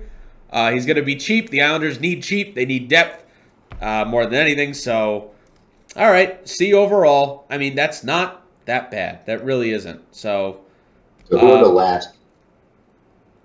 The last 3, Zach Parise. Zach Parise, okay. For me, don't really need to say too much about. I can let you go off if you want, Brandon. I think he did everything he was asked to and more. I don't even want to look at his analytics because they're not great, and it doesn't matter to me. The guy put up 20 goals. I mean, you can't ask more out of a third-line player, and he's so versatile. You're giving him an A. Wow. What did I give him? You didn't grade him yet. I was going to give him a B+. I thought that was a very fair grade. I think he had a great year. He continues to be a third-line player for us. I think he'd fit more in a fourth-line role if he wants to stay next year. But that would be a tremendous fourth-line player to have that can still skate, has a ton of experience, can shoot the puck, works his ass off on every shift, doesn't take a game off. That is Zach Parise. Ditto. I'm just giving him an A because of him breaking 20 goals at borderline league min. And I think that's what's in your next player. And staying healthy for the most part. So, although I gave him a good rating, you gave him near excellent. A B grade is what that... I'm sorry. It would... Yeah, no. It would be a no, wait, am I wrong? Yeah, no, that becomes a B plus. Sorry, I had the wrong grade. He had a great year according to us, which I think is right. All right, moving right along though. I want to get to these last two, Brandon. Actually, I'm gonna do Semyon Varlamov first. Yes. I'm gonna give him a B. I think it's very good. Honestly, he had a this is important to hear too. He had a 913 save percentage in 23 games, a 2.7 GAA, a little high, but you know, when you're only playing that much and you had the Islanders defense for some of this year. Here's what's cool though. He had a .636 quality start percentage, and Sorokin's is higher, but that's still pretty good when you're playing 23 games. You need your backup to have something like that. He had a 6 goals saved above average, still good. 4.5, I believe that's games point something. I forgot what GPS stands for, but it's basically how many points that the analytics view you gave your team. If you're worth as a backup 2.5, games of wins, that's good. So I'm going to give him a B. I thought he had a good year. I think if we bring him back on like a $1.5 million contract, he's worth it. He's very good. I'll give him a B. Same as me. Okay.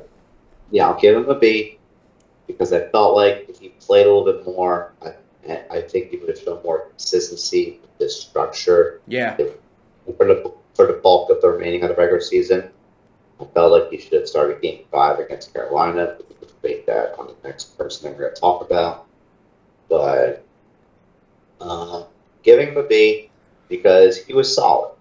He was solid. Not spectacular, not horrible, not average, but not okay. He's more in the middle. He's more in like the good above average category. And that's fine. That's fine. For a backup, he did his job. We both agree he's a B. So I couldn't say enough good things about Varlamov. I think he should come back next year for a much cheaper deal. Much cheaper, though. He's got to be willing to take a massive pay cut, which I think he should. He's made his money. Enjoy your time with Sorokin. To be fair, he's probably the least appreciated New York Islander in history. I think that's Barzal, to be honest.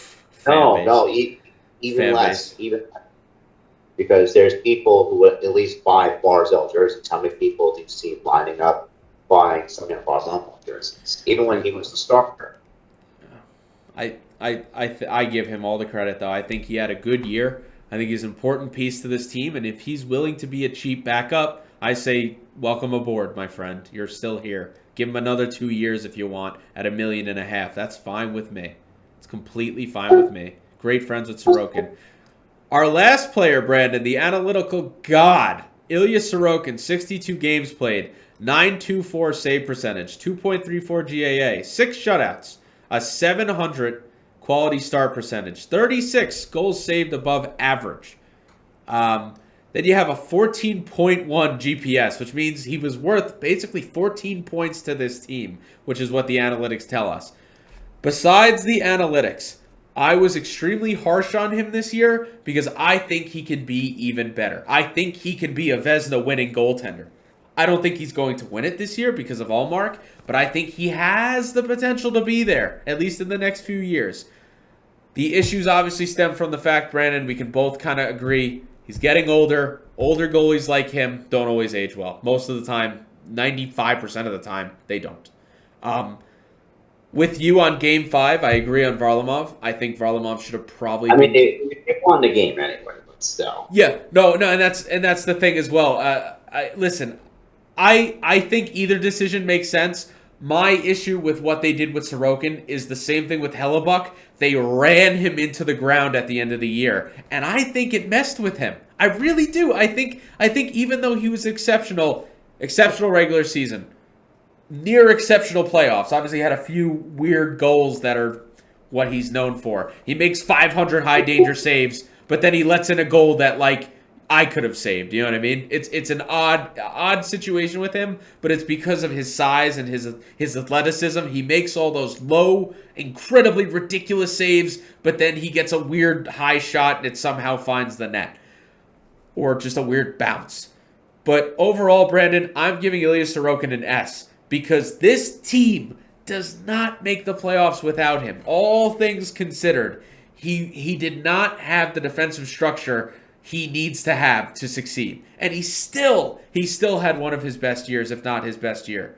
Exceptional goaltender. I think if they can keep him at a reasonable price, he's the future of keeping this team good. But they have to make more moves than Sorokin. You have to surround him properly, or else it's a waste of time. That being said, Brandon, I give him an S. You can go. Superstar. Okay. So, let's talk about Sorokin, shall we? Okay. Because I'm going to get a lot of Put my feet up. He's not going to get, let's go spoiler, not going to get anything from an F to a B. Not get that. My thing is with Sorokin, great athleticism. Makes highlight reel save after highlight reel save after highlight reel save. Yep. No doubt about it.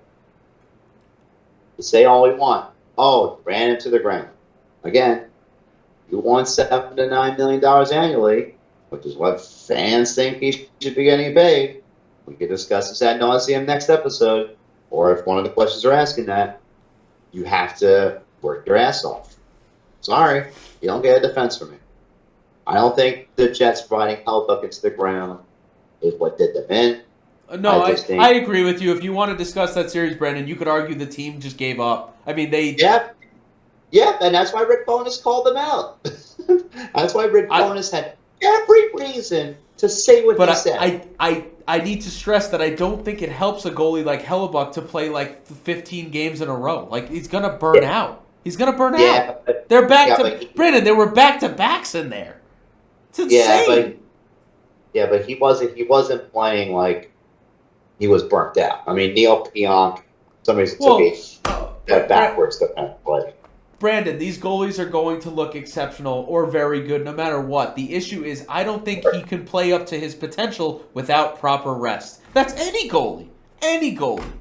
Look at Vasilevsky right now. He's horrible. Well, okay, let's be fair here regarding that. Vasilevsky also, in front of him, doesn't have Ryan McDonough anymore. He didn't have Eric Chernak in front of him for a bulk of that series against Toronto.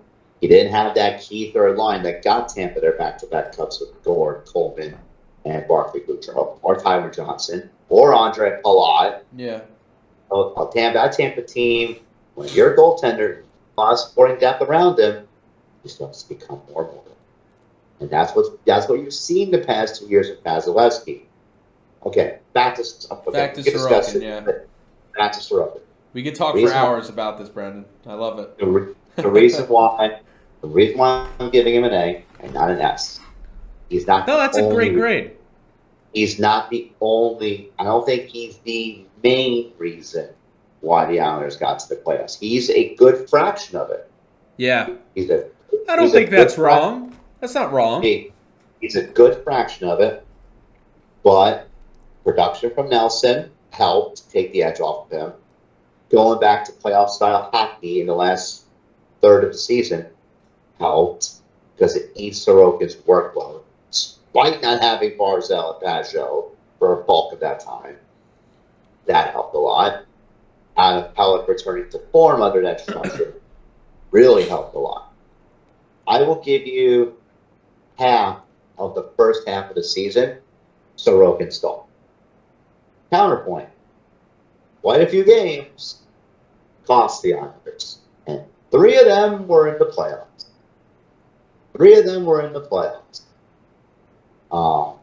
I think it's important to note, though, Brandon, that even I don't agree with you on that because he makes a lot of these wild saves, and then for some reason these weakies find their way in. But I would say you cannot be doing that in the playoffs. I completely understand that, Brandon. I still feel like the team underperformed in the goal category in every single game. But okay, then why is there no problem for Igor Shesterkin doing that for the Rangers? The Rangers have one of the worst defensive overall cores, sans Adam Fox. Yeah, no, I agree with you. And he literally had the freaking. He's the only reason why. Okay, Rangers got to 7. Yeah, it's Yeah. the only reason why. It's the same vibes that you got from Islanders Flyers in the 2020 second round. The only reason why that series went close was because of Carter Hart. Listen, I can't pick it. No, it's the Flyers got dominated in no, terms of no, possession. I'm saying, Brennan, you still gave him an A though, so you pretty much agree with me on everything I'm saying. But I'm not giving him an S because when you're saying you're giving him an S, that he's like the main reason why the Islanders got this far. I'm saying if it wasn't for the cheapies that Sorokin gave up multiple in games to, the game winner by Carolina in Game 6, which is I'm far not debating that. We just have different context with our rating. That's it. if not for that, the Islanders would be in the next round. Even with the bad power play, even with the bad penalty kill, if not for the bad goal given up in the playoffs, the Islanders would be in the second round. Also, there were a few bad games that they played. That's where we disagree. But the road game where they lost to Nashville, the home game where they lost, I believe, like 6-5 or something against the Vancouver Canucks on their third game in 4 nights. That was a bad game. Even though they beat the Ducks, he looked pretty mediocre in that game as well. Against Washington, their 81st game of the season, he looked pretty bad in there as well. With the many good, great games, there's a small fraction of bad games. And a lot of them, a few of them happened in the playoffs, a few of them happened in the regular season, and a lot of other surrounding factors got the Islanders to the playoffs. Okay. Not just again. So here's the thing. I agree with nearly everything you've said, which is great. I love when we agree. It makes the discussion between me and you much easier. We don't have to go off on a 20-minute angry fight with each other. But here's the thing. If you're looking at it in terms of the whole year compared to what he's done in the past, I would consider this an S-tier year compared to what I've seen in the past from Sorokin. This year, in my opinion, he proved he's a top 5 goalie. I think he did. That being said, he has blemishes that make it questionable. You know what I mean? That make it go, okay, I don't think he should be paid like Bob for winning the Vezina, but I also agree he gets $7 million. Like, that's my thing. I think if they can come to a contract where he walks away with 7, I think everyone should be happy. And tell me I'm wrong. I don't think he's going to want that. But you think he's going to want more than that? Absolutely. Are you kidding me? How much did Shesterkin get? Okay, Shesterkin is not Sorokin. They're not the same players. Sorokin I think they're both top 5 goalies. No, I'm saying in terms of their objective. Sorokin came to America and literally signed a deal to burn off that last ELC year. He wants money. He wants the bag. Okay, I didn't want to bring this up, but he has the same agent as Vasilevsky, and he just got $9.5 million with no income tax years ago. He wants the bag. That's the reason why he signed that 3-year deal in the first place, because he knows that nothing but unrestricted free agency gets going out, you pay a premium on that. And Sorokin knows he knows what he wants. At the end of the day, for bulk of these players, it's a job and it's about making money. He knows the game. He ain't stupid. We could talk about this, Brendan, for another 20 minutes, and I hope we do on a future podcast. No, I agree with you though, and I think it needs to be stated that me and Brandon both think he's a phenomenal goaltender. There's no way you would ever get that out of us. And for all the people still listening, thank you, by the way. It's been a really long show, but I wanted it to be long. I wanted me and Brandon to get all of our thoughts out, most of them. It's never going to be all, because otherwise we'd be here for 24 hours. But at the end of the day, me and Brandon both agree he's a phenomenal goalie. If Sorokin was 22 years old or 23 years old doing this right now, we would be very confident handing him the bag. He's turning 29, though, and goaltenders like him, statistically, overwhelmingly, when they hit their early 30s, decline rapidly. So the problem is there's a ton more risk in signing Sorokin long-term than Bo Horvat. It is There's insane.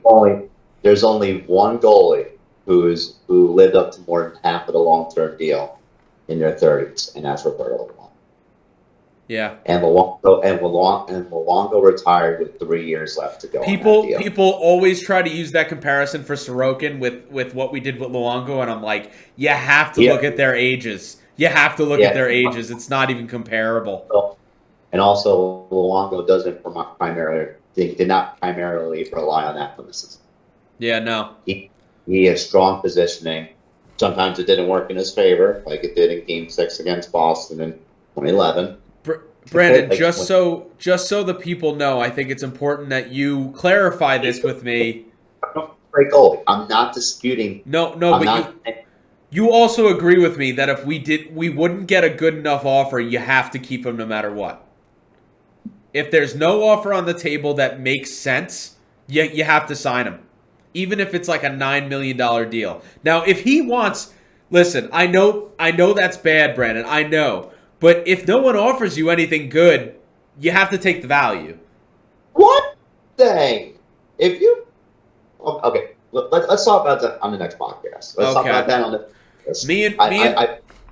Me and Brandon have very, very harsh opinions about Ilya Sorokin. Brandon knows I do because he sees what I write on Twitter. I am a fan of him, but I think you are dishonest. I think you are being ignorant if you don't ignore the massive red flags that not only come with goaltending in today's day and age of hockey, but with the highest athletic, like high-end goaltenders when they get contracts. And all I ask for someone is to name me a goalie in the last 20 to 30 years with his type of setup that was still elite into their 30s.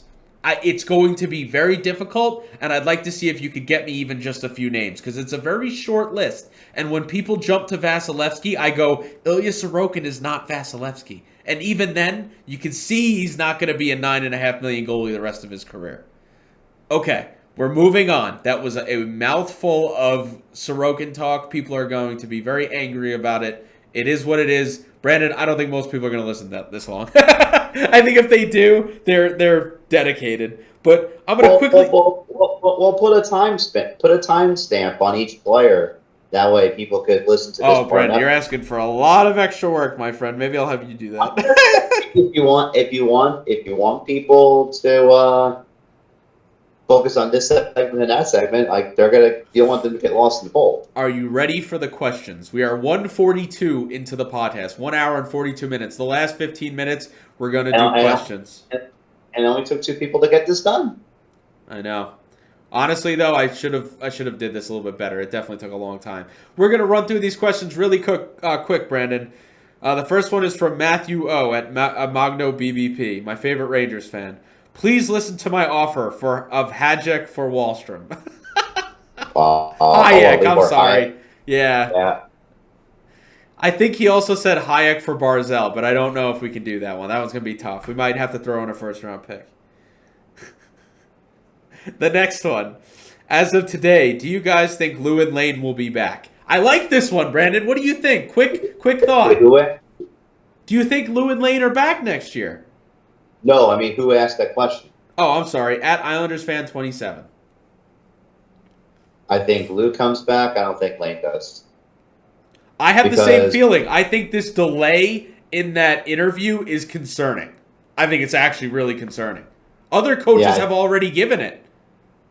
Yeah, I think Lou will stay. And the reason why I think Lane's gone is because I think to a default, Lou hired him because of the aftermath with Trotz. We are now realizing when you listen to Trotz's interview, he wasn't going to stay with the Islanders. He wanted out. He didn't want to coach really anymore. So Lane Lambert was kind of that Trotz's figure, if you will. Apple not falling far from the tree necessarily.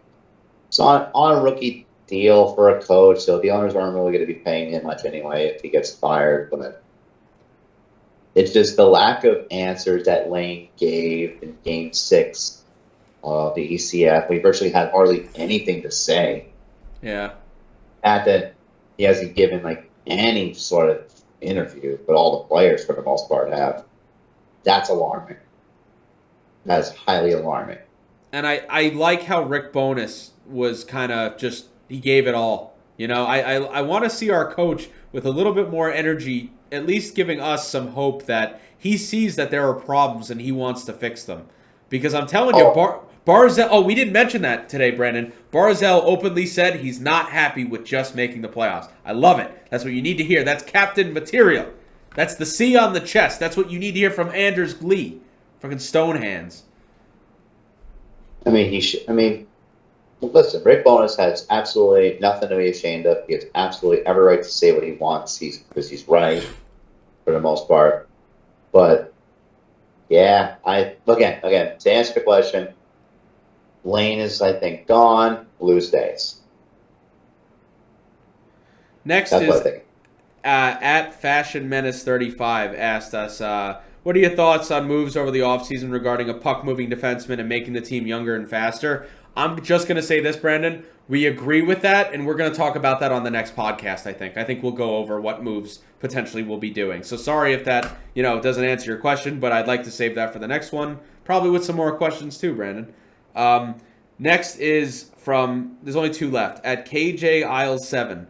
Will we see Ruslan as a regular in the lineup next year? Ishikov. My concerns are his skating. I don't think so, but I never say never because we saw Durando this year and he impressed the heck out of me. So I never say never. Do I think so though? No, I don't. I think he's kind of like a Chris Terry. I think he's more of an AHL player. I had high hopes in the beginning of the year, but the skating doesn't translate to the NHL level, and he's a smaller player, so. Oh, geez, 4 goals for Leon Draisaitl. Oh my God. Jeez. Anyway, yeah, that's just crazy. Belsky had 4 last night. So I think Ruslan has a chance. Don't get me wrong. He had an excellent year in the AHL. There's no doubt in my mind he'll get a look in training camp. I just don't think they have the balls. I'm going to say that straight up. I think they're going to keep Ross as a depth player. In my opinion, Ross should be in Ruslan's spot. Ruslan should be up with the team practicing. But who knows? Yeah. See, I think they both should be down because I know I don't want to waste Ishikov playing. I'd rather him play somewhere than just be a depth player. I mean, I'd rather him just do that for the most part. So we got one more, Brandon. Oh, sorry, I thought you were done. I just think he's a career AHLer. There's nothing wrong with that, but it is what it is. I am legitimate. Wasn't he selected as a 4th rounder, if I'm not mistaken? Too. Me and you both fucking tired, right? No, I'm actually not tired at all. I actually had nothing in my eye. No, I'm fine. Oh, I thought you were rubbing your eyes. Look at my eyes. I can't even keep them open. Well, I can't see your eyes because your frame froze, so I'm just improvising right now. Oh, see, on my screen it doesn't freeze, so you don't have to worry about that. And you have been very consistently here, so I'm happy about that. But our last question, Brandon, just to wrap it up, I'm going to do one thing of trivia to you, but that's it. You don't get to do any today. Sorry, we don't have enough time. But I want to give a fun one for you because I want you to know this stat. But the last question is projections for this team, assuming nothing changes and they keep Engvall, Parise, and Mayfield. My prediction, if that is the team next year, I don't think they make the playoffs. That's it. I think they're a mediocre team.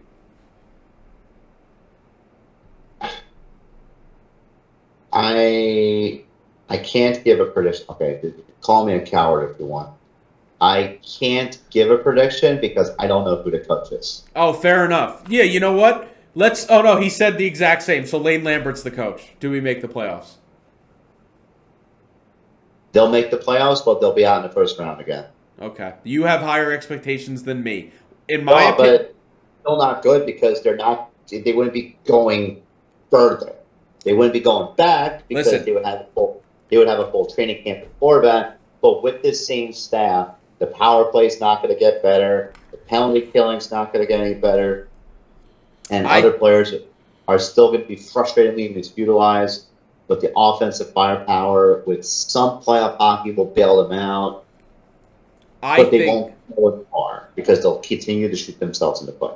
bare minimum, this team has to take a serious look at adding a top 4 defenseman this offseason.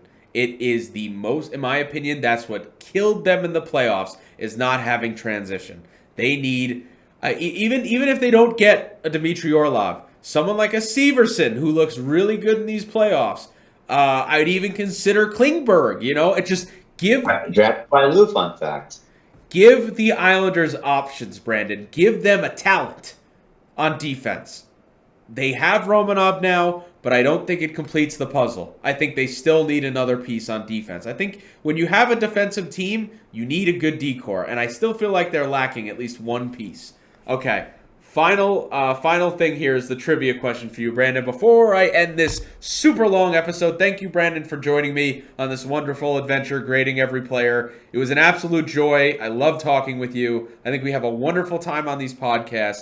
I talked with Byron Bader today, who you probably know. Did you see my tweets with him, yes or no? Regarding Noah Thompson, yes. Okay, so that was not the one then. Hold on a sec. What? No, there's another one I talked with him about, so give me 1 sec because it's a little bit back. But, so just give me about 1 minute. 1 minute. 1 second, 1 minute. Now it's going to be 1 hour, 1 day. Hey, calm down here. Year, 1 century, 1 Found it. Oh, never mind. I retweeted a few Byron Bader tweets. Jeez. I got to type it in search. I can't find it. Byron Bader. Don't look. Don't cheat. I can't look. Your frame is frozen. It's not on my screen. I can't see. I think I spelled his thing wrong. I'm such an idiot. Just give me 1 sec. Sure. I'll find it. While I stare at this half-eaten cheesecake that my girlfriend made. Yes, you can do that while I find this very important tweet because it's very interesting and it sums up our episode very well because it's something you'd be interested in. Is it like a prospect hugging question? No. Oh, okay. No. Oh, here we go. So Byron said there's only been 27 superstar goalies by his analytics since 1990. They make up only 4% of every goalie that plays in the NHL. That is a pretty small number. Can you guess how many Stanley Cups combined since 1990 that those 27 goaltenders have won? I'll give you 3 chances, and I think you can get it. Well, guess who they are? Or guess how many? Guess how many. All right, give me a second. And you're saying superstar goalie. There are in his analytics, there's 27 superstar goalies that have been in the league since 1990. Sorokin is one of them, by the way. Who've won a Stanley Cup? No. Just in general. But there have been a certain amount of cups won since 1990 by those superstar goalies. So it's been 32 years of data. Superstar goalies who've won the cups. Yes, how many cups have they won? Does that make sense? There have been 27 goalies since 1990. It's 32 years since then. How many cups in those 32 years do you think superstar goalies have won? All right, give me a second. I gotta think back to all the years of all the Cup champions. Well, you could you could take a guess though. I need to though. Okay, I can't do the King because Quick had that one great Conn Smythe year, but it wasn't as good when they won the second one. I mean, Crawford and Naomi. No. Jose Theodore? That would be one, I think. No, they lost. They lost when he was the goal and he still won the Conn Smythe. Oh my God. We might be here a while, Brandon, if you try to analyze it. I just want to give you the number and tell you why it's so incredible. Just guess. Is it 3? No, it's way more than that. No, I'm talking about how many cups, not how many goalies. How many cups in total have been won by the 27 superstar goalies that Byron has tracked since 1990 that have been in the league? In total. How many teams with a superstar goalie have won a cup? Well, how many times, not how many teams, because it's a lot of the same team. 2? Oh no, you're saying it's more. Yeah. It's a high number compared to what you just said, so. Really? Yeah. Holy shit! Why am I drawing the blank here? All the way from North got 3. Okay, so 3 for Brodor. Yep. Let's do 3 for Brodor.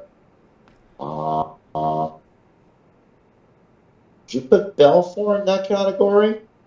I don't know the goalies. I only know 2 of them because 2 of them are very obvious. Do you want me to tell you one of them? I'm in Vasilevsky. Yes, but another one. You sure? You sure know Eddie Belfour? Patrick Waugh. Oh yeah. He won 4 in his career, by the way, but only 3 since 1990. So Yeah. 3 for Brodor, 3 for Waugh, 2 for Vasilevsky. You're already up to 8. Can you guess how many more? Are you gonna put? It's Belfour one of them. I don't know the goalies. He didn't tell me. Damn it!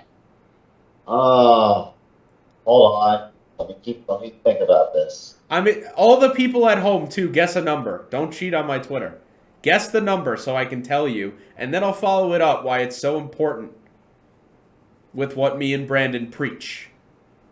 Because even Byron Bader himself, who is a very smart person, very smart analytics man, obviously not the voice of hockey, but he makes a good point. Brandon, just give me a number so I can tell you. 11. Close. It's 12. In 32 years, 20 teams have won the cup without a superstar goaltender. What does that tell you? It's way more important to have a good team than it is a superstar goaltender. Who are the other 4, if you don't mind? I don't know. If I wonder, Fleury counts, right? Fleury might count. Really? Maybe. He wasn't a superstar when they got that cup in the late 2000s, so. Well, no, but it's career. I think it's career adjusted. Oh. Maybe Braden Holtby. Maybe it's in time. Maybe not. My point is, though, this is what we preach, Brandon, right? It's more important to have a better team than it is a better goalie. In the end, the better teams usually win. I'm not saying you have to have a crappy goalie. No. These teams that win still have good goaltending, but they don't. 20 times, Brandon, in the last 32 years. They don't have the otherworldly goaltending. Yes. And the funny thing is, you take out Waugh, you take out Brodeur, only six times has a superstar goaltender won a cup, and I think 2 of them are also Vasilevsky. So let's say, it's I'm sorry.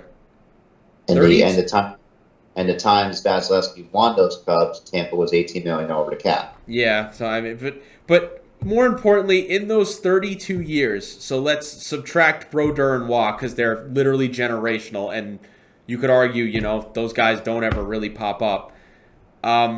So minus 6 years out of that, you have 32. It becomes 26. In 26 years, Brandon, of playoff hockey, only 6 teams have had superstar goaltending of winning the cup. Think about that. 26 years, only 6 times. That's nothing. That is why me and Brandon stress that if it comes down to, in the end, a great trade for Sorokin or gambling on, the guy for 8 years for $8 million, I would rather have the better team. I would go with, are we good enough as a team or are we not? Because at the end of the day, that's going to be the difference if they win. It's probably not going to be Sorokin. It's rare. It's rare where stuff like that happens. I'll maintain.